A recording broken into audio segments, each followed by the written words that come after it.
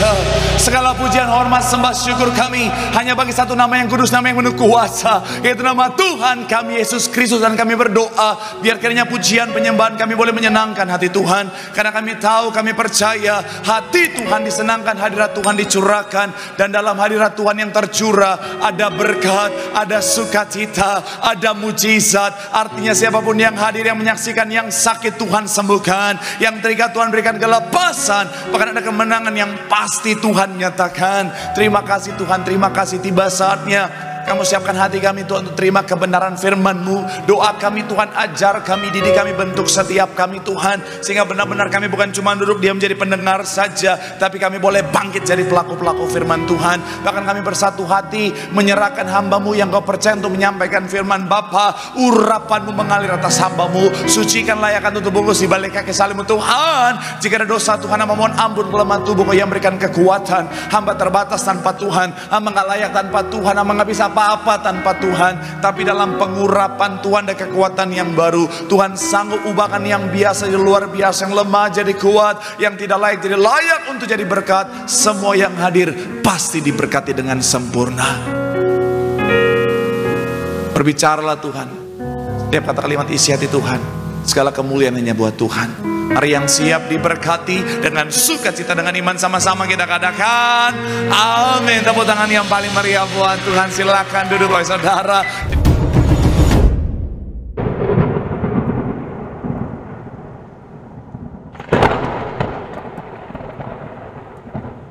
Terima kasih buat setiap rekan-rekan yang sudah melayani dengan luar biasa. Dan dari mimbar ini saya mau sampaikan salam damai sejahtera. Shalom.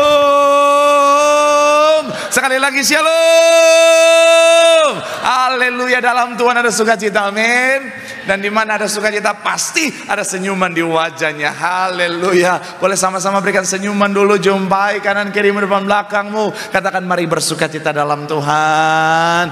Yuk minimal 2-3 orang kiri kanan depan belakangmu dengan senyuman yang paling manis. Sukacita Tuhan luar biasa. Walaupun belum gajian, senyumannya senyuman gajian saudara. Haleluya.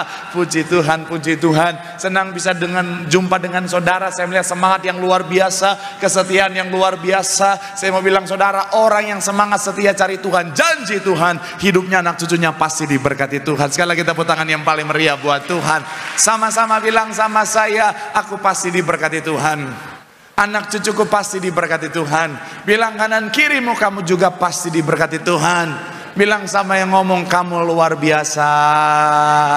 Tepuk tangan sekali lagi yang paling meriah buat Tuhan. Haleluya. Yuk langsung saudara yang bawa Alkitab, kita mau angkat Alkitab kita. Alkitab juga boleh, Alkifon juga boleh. Yang gak bawa Alkitab angkat tangan juga boleh. Sama-sama dengan iman percaya, sama-sama kita katakan dalam nama Tuhan Yesus, aku percaya Alkitab ini adalah firman Tuhan. Setiap kata kalimatnya sanggup memberkati aku. Dan hari ini aku pasti diubahkan, aku pasti dipulihkan dalam nama Tuhan Yesus. Sama-sama kita katakan amin. Kita buka Alkitab kita, Keluaran pasal yang ketiga. Kita akan baca ayat 1 sampai ayatnya yang keempat. Keluaran pasal yang ketiga, saya baca 1, saudara 2 gantian. Ayat yang keempat kita akan baca sama-sama. Yang sudah di sana boleh bilang aku diberkati. Kita lihat Alkitab kita, ayat yang pertama dikatakan apa? Adapun Musa, ia biasa mengembalakan kambing domba Yitro mertuanya, imam di Midian. Sekali ketika ia menggiring kambing domba itu ke seberang padang gurun, sampailah ia ke gunung Allah, yakni gunung Horeb. Ayat 2 silakan.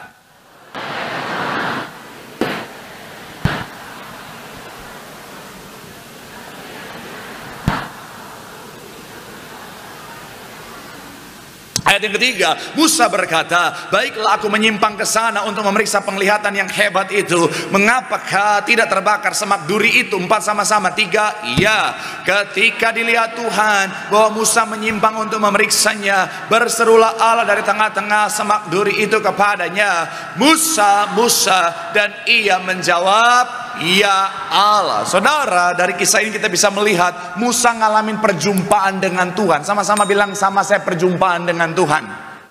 Amin. Dan kalau saudara perhatikan, perjumpaan dengan Tuhan ini membawa pengertian. Jadi ketika Tuhan menjumpai Musa, Tuhan membawa pengertian buat Musa. Makanya itu yang menjadi judul khotbah kita hari ini adalah bicara tentang perjumpaan yang membawa pengertian. Sama-sama bilang sama saya, perjumpaan. Sama-sama bilang sama saya, yang membawa pengertian. Amin. Nah, bicara tentang pengertian, pengertian ini penting saudara. Sama-sama bilang sama saya, pengertian itu penting. Amin. Kenapa? Karena dengan pengertian ini saudara bisa menentukan banyak hal dalam kehidupan setiap kita, termasuk yang fundamental dalam kekristenan kita, yaitu bicara tentang iman. Kalau saudara ingat saya bahas ketika Tuhan Yesus pulang kampung, ada banyak orang tidak terima mujizat Tuhan di sana saudara, bukan karena Tuhan pilih kasih, bukan karena kuasa Tuhan sedang tidak ada saat itu saudara, tetapi karena orang-orang di sana nggak punya iman. Kenapa mereka sampai nggak punya iman? Karena mereka punya pengertian yang salah. Sekali lagi saya mau bilang saudara, pengertian itu penting. Ada banyak orang dalam kehidupannya saudara sebagai anak Tuhan, akhirnya hidupnya tidak ngalamin yang namanya kemajuan. Akhirnya hidupnya sepertinya sia-sia. Akhirnya hidupnya sepertinya tidak mencapai apa yang sebenarnya sudah Tuhan sediakan. Kenapa? Karena pengertiannya salah. Ada banyak orang salah jalan, ada banyak orang jatuh, ada banyak orang akhirnya binasa. Kenapa? Karena tidak punya pengertian. Maka sekali lagi saya mau bilang saudara, pengertian itu penting. Sama-sama bilang sama saya, pengertian itu penting. Amin. Dan hari ini saya akan ajak saudara, sama-sama kita akan membahas saudara, pengertian apa yang harus kita miliki sebagai anak Tuhan, belajar dari kisah Musa. Doa saya melalui firman Tuhan hari ini, kita punya pengertian yang benar, sehingga hidup kita luar biasa untuk kemuliaan nama Tuhan. Yang setuju boleh berikan tepuk tangan yang paling meriah dulu buat Tuhan. Haleluya. So, pengertian apa yang harus kita miliki? Yang pertama saudara adalah mengerti tentang kasih Tuhan. Sama-sama bilang sama saya, mengerti tentang kasih Tuhan. Sama-sama bilang sama saya, pengertian tentang kasih Tuhan. Kita lihat ayat 3 dan 4, masih dalam Keluaran 3 saudara. Ayat 3 sampai ayat yang keempat, sama-sama yang sudah di sana boleh bilang aku diberkati. 3, ya. Musa berkata, baiklah untuk mengapakah tidak terbakar semak duri itu? Ayat 4 dikatakan apa? Ketika dilihat Tuhan bahwa Musa menyimpang untuk memeriksanya, berserulah Allah dari tengah-tengah semak duri itu kepadanya, Musa, Musa, dan ya Allah. Saya mau bilang saudara, Musa dalam pelarian. Kenapa dia dalam pelarian?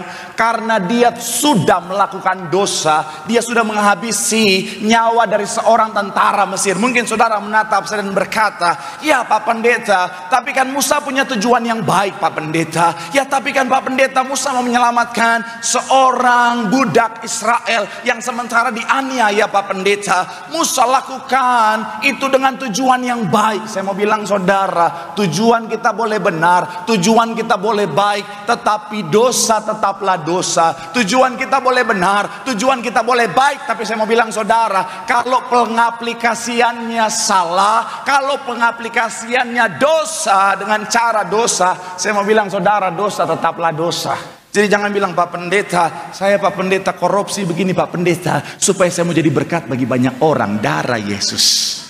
Saya mau bilang saudara, dosa tetaplah dosa. Tapi yang menarik, sekalipun Musa berdosa, saya mau bilang saudara, Tuhan yang datang menghampiri Musa. Kenapa? Karena kasih Tuhan yang begitu besar. Katakan amin. Saya mau bilang saudara, pemahaman pertama yang harus kita miliki sebagai anak Tuhan adalah milikilah pemahaman yang benar tentang kasih Tuhan. Saya pernah bahas, Alkitab kalau diperas jadi satu kata yang keluar bicara tentang kasih. Makanya hukum Taurat ketika dijadikan satu hukum adalah hukum kasihlah Tuhan Allahmu dan kasihlah sesamamu. Saya mau bilang saudara, anak Tuhan harus punya pemahaman tentang kasih. Mau seperti apapun kita, saya nggak akan pernah lelah katakan, kasih Tuhan begitu luar biasa bagi setiap kita. Katakan amin. Jadi belajar dari kisah Musa, konteksnya adalah Tuhan bisa pakai kita saudara. Mau seperti apapun kita di masa lalu, mau siapapun kita, saya mau bilang saudara, oleh karena kasih Tuhan, Tuhan melayakan setiap kita, dan Tuhan bisa memakai setiap kita. Katakan amin.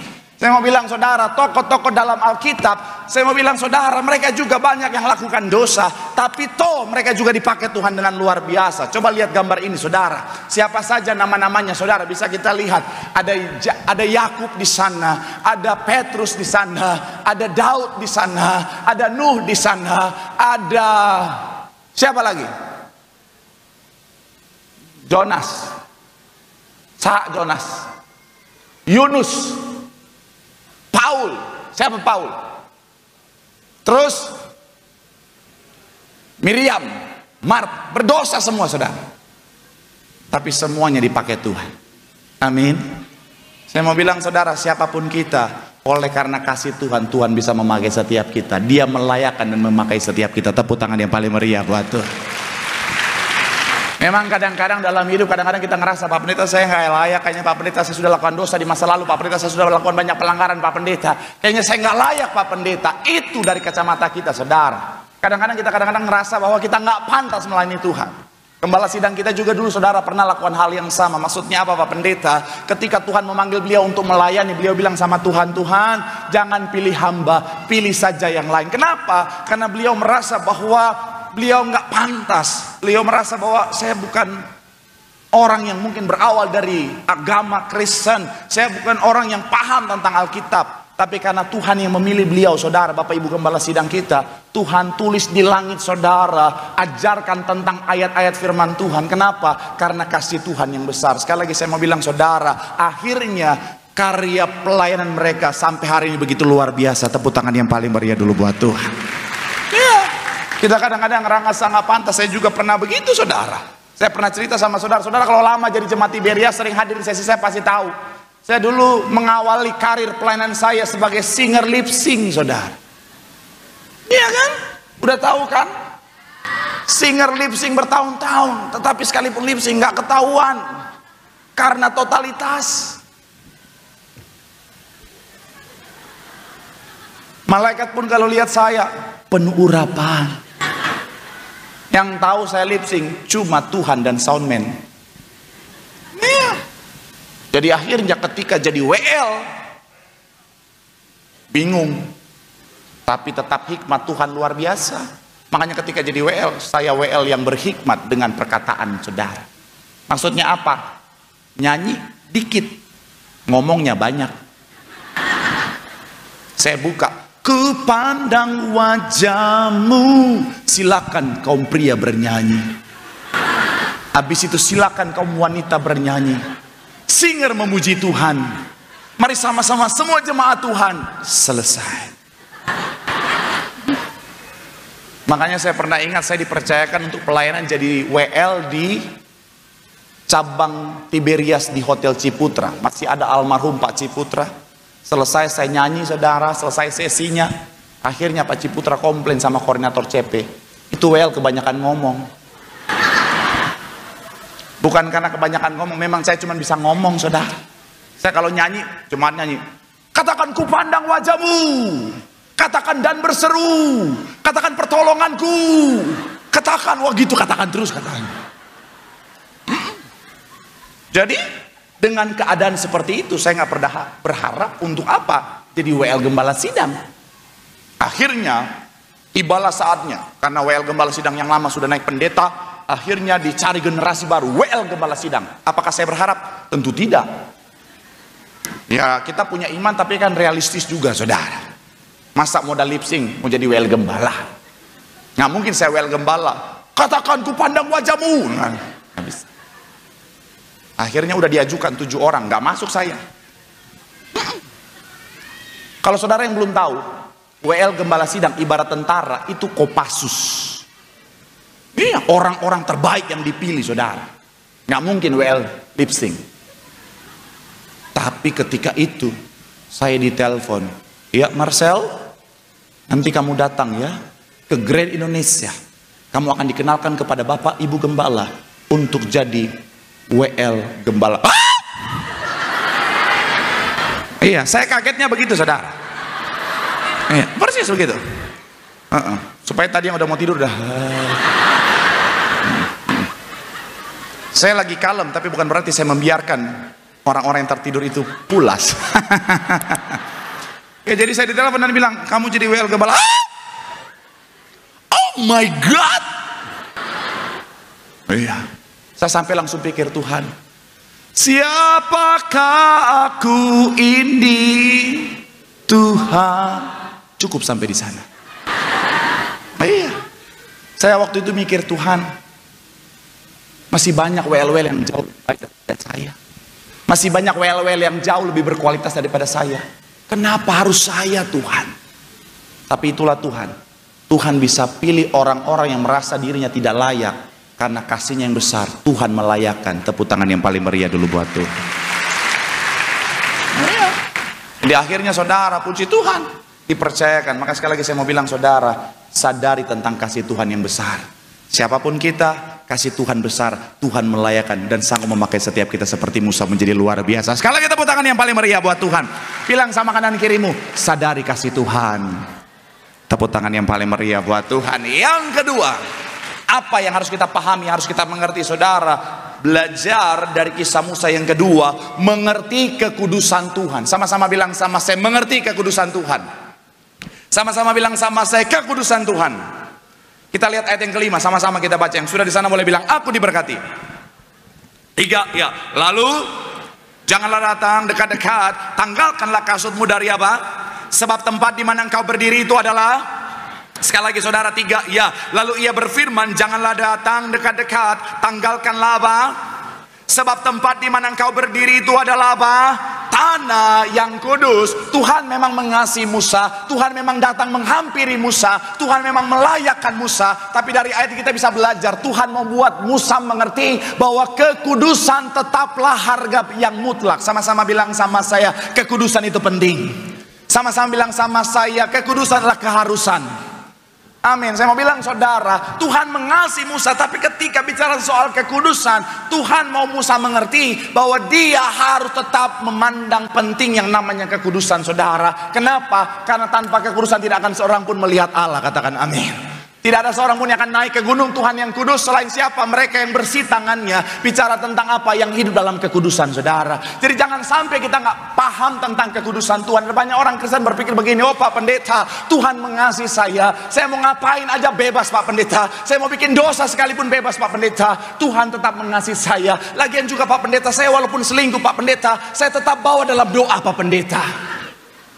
Tuhan berkati perselingkuhan kami supaya tidak ketahuan darah Yesus. Ada kan, saya cerita beberapa minggu lalu, ada jemaat saya pikir suami istri, ternyata selingkuhan. Mau minta altar call lagi saudara.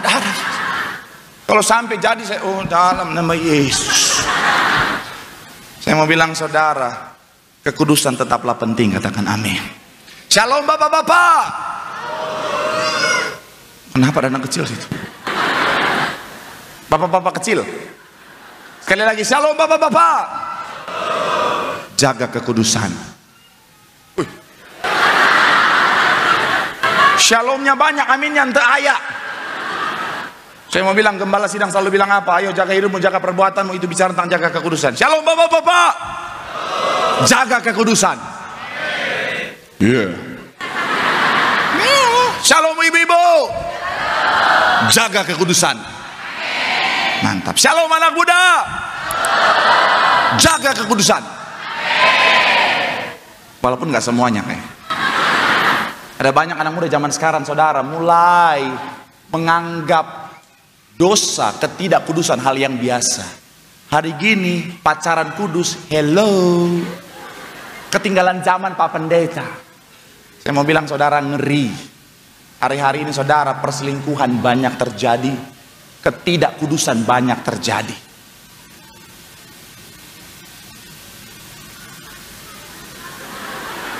Apa tuh? Indonesia.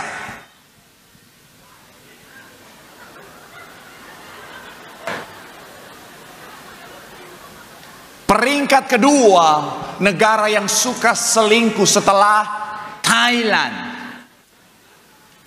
Saudi Cup country 50%. Jadi yang 6 klub koinai tung tarak taktung itu nomor 1. Selanjutnya plus 62 country saudara.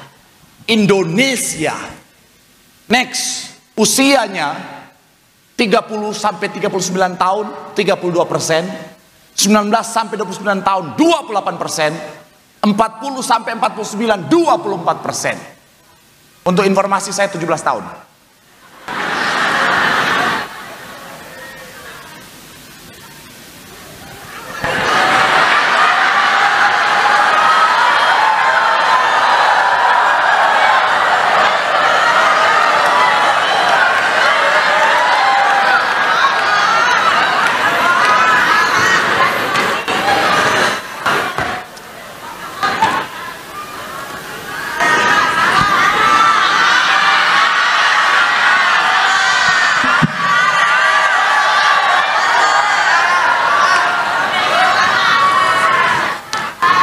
Menurut survei,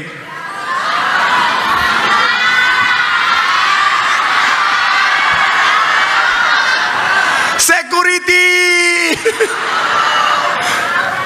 Menurut survei, wanita di Indonesia lebih banyak yang selingkuh daripada laki-laki. Artinya di Indonesia banyak laki-laki yang setia. Betul para pria?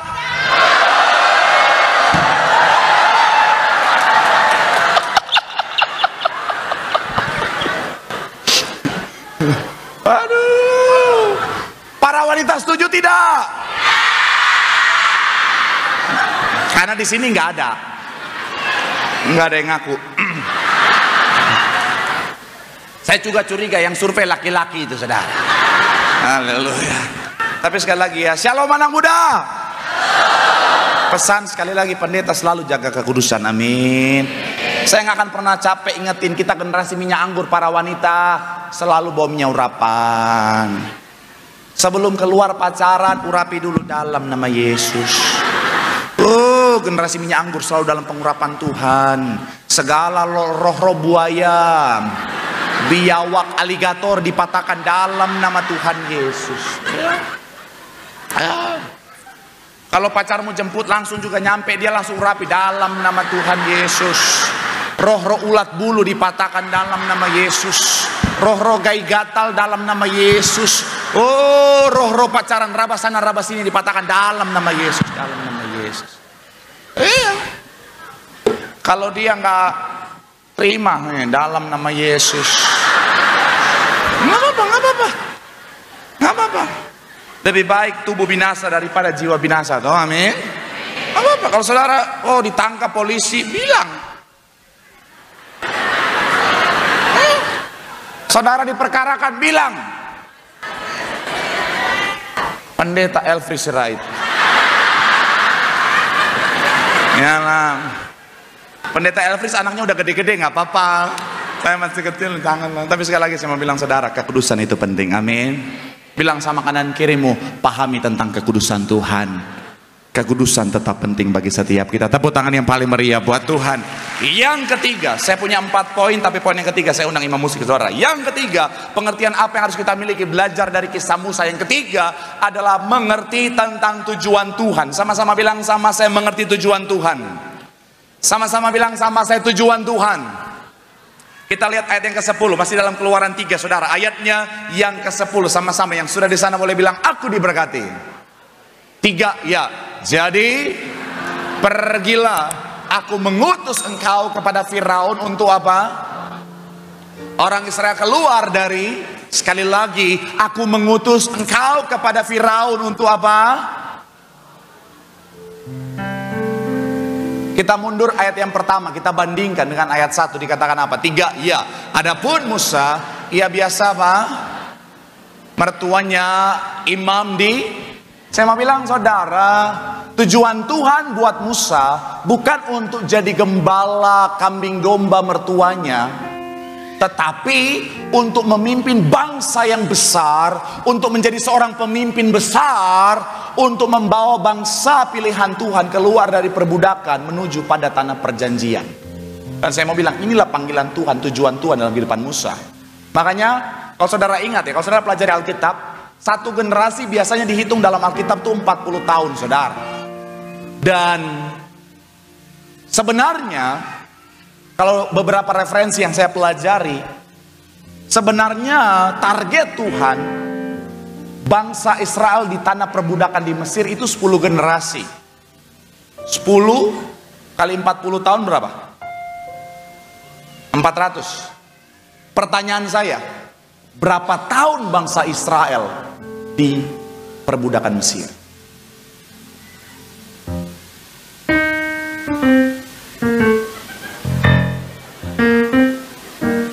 Ada yang langsung lihat langit? Emang ada di atas jawabannya? Ayo, berapa tahun? Hah? 200. Berapa tuh? 200. Oh, 400. Oke.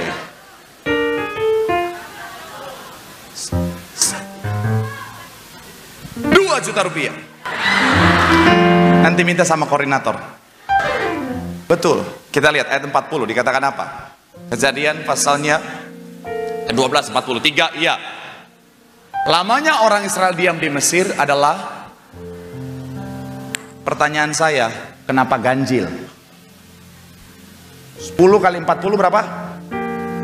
Kenapa ada lebih 30 tahun? Suka-suka dia.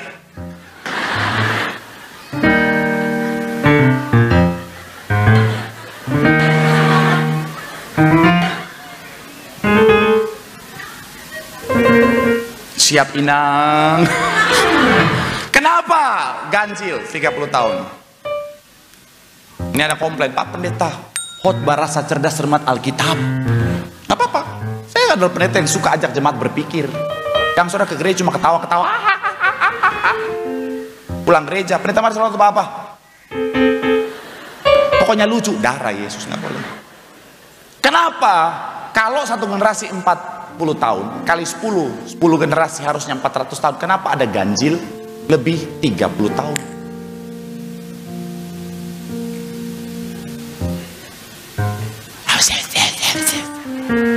Apa Pak? Apa? Kenapa? Ah?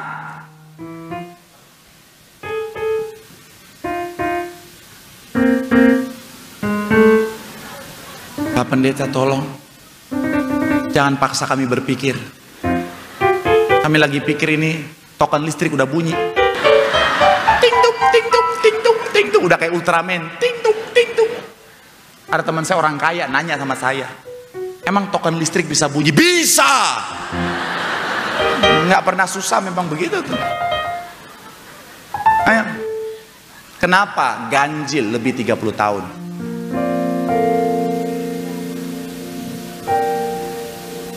Karena ini Kristen sih atau bukan?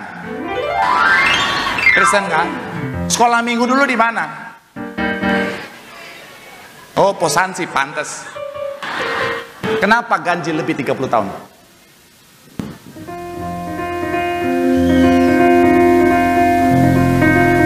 Karena memang sejak semula tujuan Tuhan Musalah yang jadi pemimpin bangsa Israel.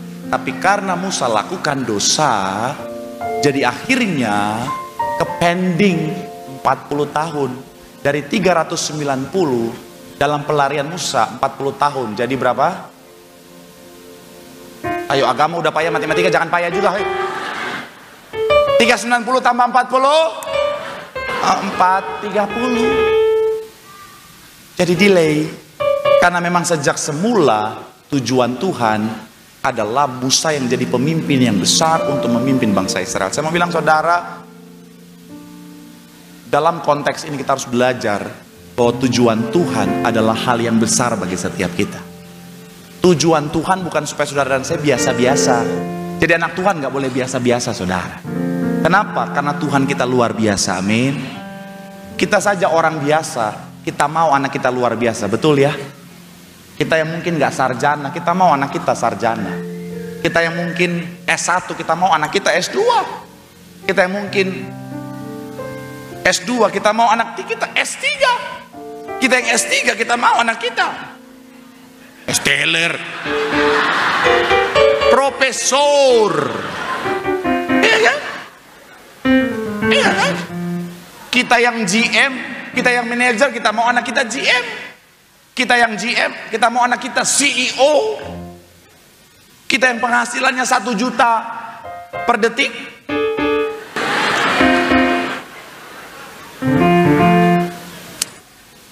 Nggak ada yang amin loh. Enggak, terlambat, enggak ada. Ini perkataan iman. Padahal saya mau bilang, yang amin terjadilah seturut dengan imanmu. Enggak, terlambat. Enggak ada. Saya mau bilang sekali lagi saudara, Tuhan punya tujuan yang luar biasa bagi setiap kita. Amin. Sekali lagi saya mau bilang saudara, dimanapun saudara ditempatkan, jadilah hebat, jadi luar biasa. Makanya kan gereja ini, gembala sidang kita selalu punya iman apa? Dimanapun ditempatkan, punya roh the best, the biggest di bidangnya. Amin. Dan saya mau bilang saudara, ini yang harus kita miliki saudara. Kakak rohani kita, Kak Argo, dimanapun ditempatkan, the best, the biggest di bidangnya. Kak Aristo, the best, the biggest di bidangnya. Kita anak-anak muda harus the best, the biggest. Supaya apa? Melalui kesuksesan, keberhasilan kita, nama Tuhan dipermuliakan. Tepuk tangan sekali lagi yang paling meriah buat Tuhan. Bilang sama kanan kirimu, pahami tujuan Tuhan. Tujuan Tuhan luar biasa untuk kemuliaan nama Tuhan melalui kehidupan setiap kita. Sekali lagi tepuk tangan yang paling meriah buat Tuhan. Yang terakhir, yang keempat, apa yang harus kita pahami, yang harus kita mengerti? Yang ketiga, yang keempat, mengerti bagiannya Tuhan. Sama-sama bilang sama saya, mengerti bagiannya Tuhan. Ayat terakhir kita, ayat 1 sampai 4 dalam Keluaran 4. Ayat 1 sampai ayat yang keempat dalam Keluaran pasal yang keempat. Sama-sama yang sudah di sana boleh bilang, aku diberkati. 3, ya.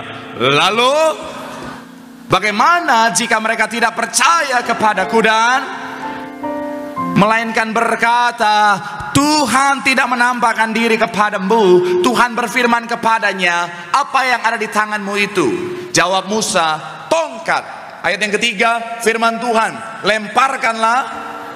Dan ketika dilemparkannya ke tanah, maka tongkat itu apa? Menjadi ular, sehingga Musa lari meninggalkannya. Ayat 4, tetapi firman Tuhan kepada Musa, ulurkanlah tanganmu dan peganglah kepalanya. Musa mengulurkan tangannya, ditangkapnya ular itu. Lalu apa? Tongkat di tangannya. Sekali lagi, ulurkanlah tanganmu dan peganglah kepalanya.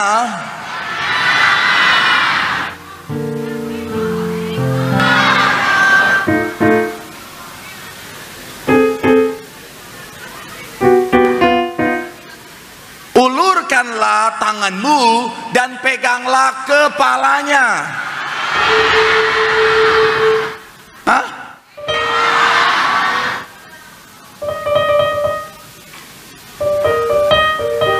Shalom. Pernah lihat ular nggak? Yang pernah lihat ular boleh angkat tangan. Oh, ada yang belum pernah lihat ular? Sekali lagi, yang pernah lihat ular boleh angkat tangan. Nah, sering pak, suami saya kayak ular kadang-kadang. Saya mau bilang ya, nggak perlu jadi Panji petualang untuk tahu ular. Kalau mau nangkap ular, pegang di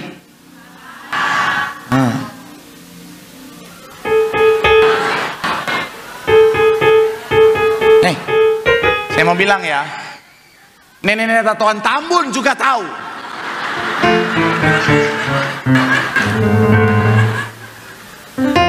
Kalau mau tangkap ular, tangkap di. Yang bilang kepala boleh angkat tangan. Suaranya ada, tangannya nggak ada. Yang bilang kepala boleh angkat tangan. Yang bilang ekor angkat tangan.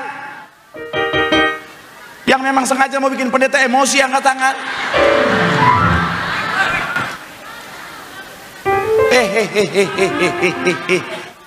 Kalau mau tangkap ular yang aman, tangkap apa?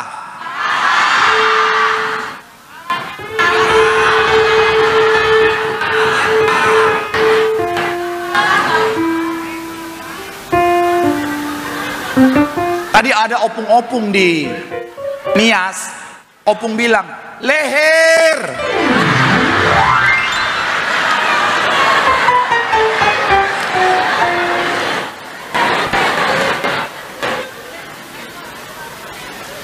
Sampai ular ada leher.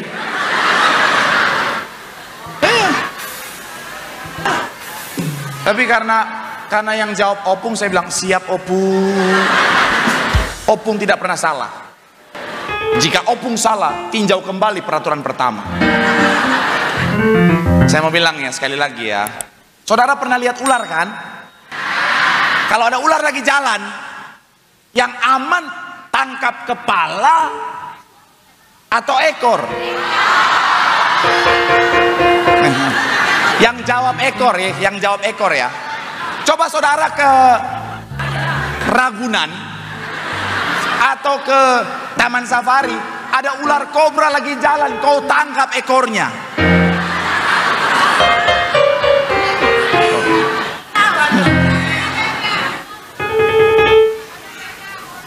Yang akan dilakukan ular ketika kau tangkap ekornya apa?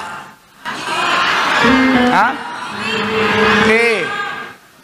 Sekali lagi, nggak perlu jadi Panji manusia milenium, petualang untuk tahu ketika ular kau tangkap ekornya, dia langsung akan berbalik dan berkata shalom.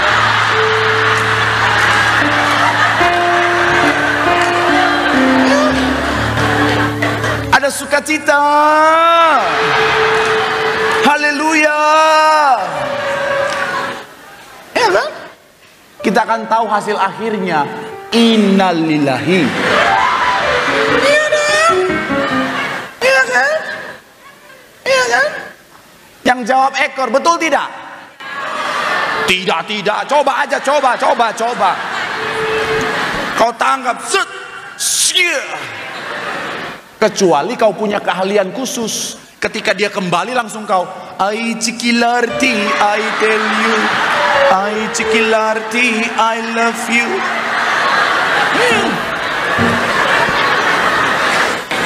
Lagu ular. Ketika kau tangkap dia,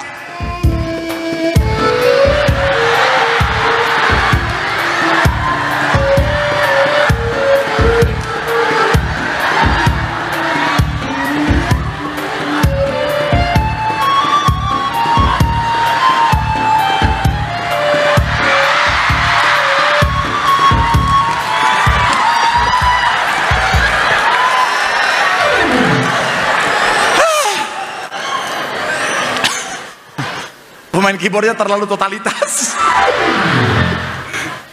Iya kan? Nah, kalau tangkap ekor itu bisa membahayakan nyawa kita, dia bisa berbalik dan akhirnya bisa mematok kita. Pertanyaan saya, kenapa Tuhan suruh Musa tangkap ekor bukan kepala? Coba kita lihat lagi ayatnya. Kalau kita dengan logika yang tadi, artinya apa? Kayaknya salah cetak ini. Ya masa ekor? Ya kan kalau logika yang tadi, betul kan? Kalau ini nggak salah cetak, pertanyaan saya, kenapa disuruh tangkap ekor bukan kepala?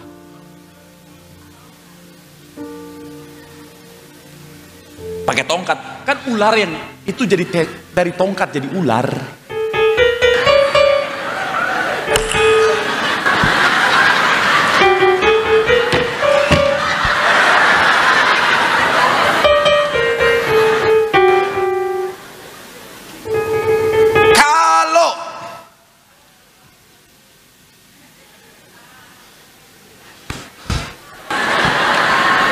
Kalau tangkap kepala itu berbahaya, kenapa Tuhan suruh tangkap ekor?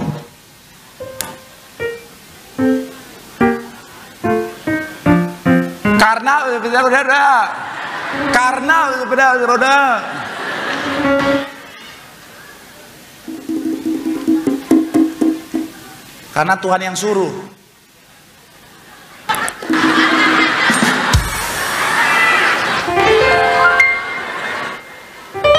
Iya. Siap opung. Kenapa?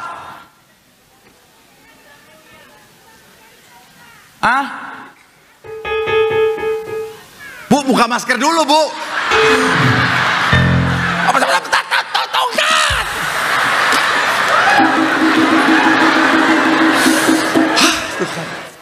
Memang tuh kesabaran, Bu, dilatih luar biasa. Ayo. Kenapa?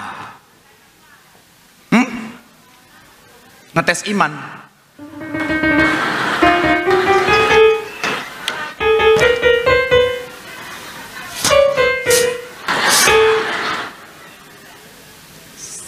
Saya kasih pertanyaan yang bisa jadi clue. Lebih gampang mana? Nangkap ekor atau nangkap kepala?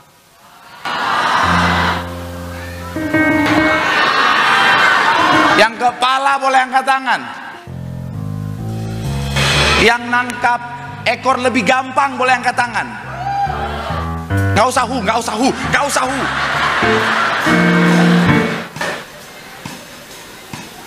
Saya mau kasih tahu ya.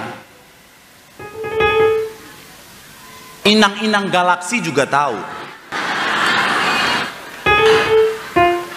Nangkap ular kalau lebih gampang, ekor. Karena ekor biasanya stay, kepalanya iya kan? Ekor biasa diam. Kalau mau bicara aman, ekor lebih aman. Kalau mau lebih gampang, ekor. Kalau mau lebih aman, baru kepala. Kenapa Tuhan suruh tangkap yang gampang tapi berbahaya? Karena Tuhan mau lagi kasih tahu sama Musa, yang gampang itu yang kamu handle, yang sulit biar aku yang handle.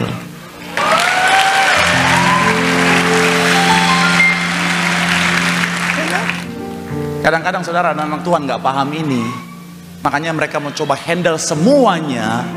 Akhirnya hidup mereka tertekan, akhirnya hidup mereka menderita, akhirnya banyak yang depresi dan stres karena mereka mau handle bahkan yang bagiannya Tuhan. Saya mau bilang saudara, kita manusia yang terbatas dan Tuhan mengerti itu. Makanya Tuhan kasih kita porsinya kita, bagiannya kita untuk kita handle. Jangan handle juga bagiannya Tuhan.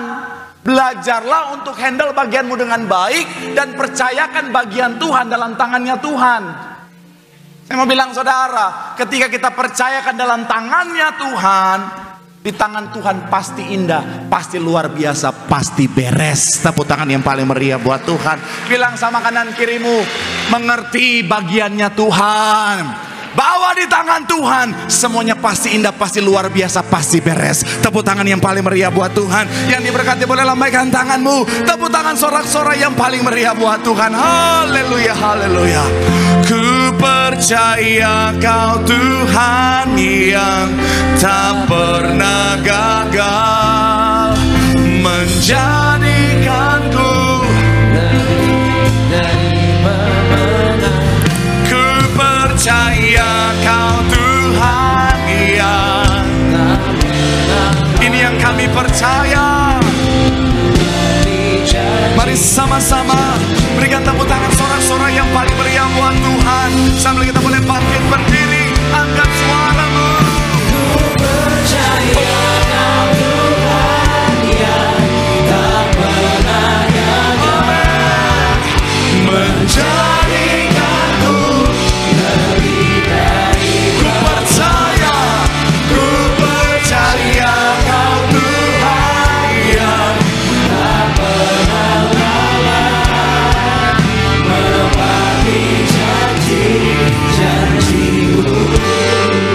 mari doa di hadapan Tuhan. Firman Tuhan mengatakan setiap kita bahwa pengertian adalah hal yang penting. Mengerti kasih Tuhan supaya kita selalu dekat dengan Tuhan. Mengerti bahwa kekudusan Tuhan tetap harga yang mutlak yang harus kita penuhi. Mengertilah bahwa Tuhan punya tujuan yang luar biasa dalam kehidupan setiap kita. Dan mengertilah akan bagian Tuhan. Handle bagianmu dengan baik. Yang menjadi bagian Tuhan, percayakan di tangan Tuhan. Karena ketika itu ada di tangan Tuhan, itu pasti indah, pasti luar biasa. Apapun bebanmu, masalahmu, tantanganmu yang di luar kemampuanmu, mari saat ini angkat tanganmu, bawa itu dalam hadirat Tuhan. Serahkan itu, percayakan itu dalam tangan Tuhan. Dia sanggup memulihkan kehidupanmu. Sambil doa di hadapan Tuhan. Ku percaya tak pernah gagal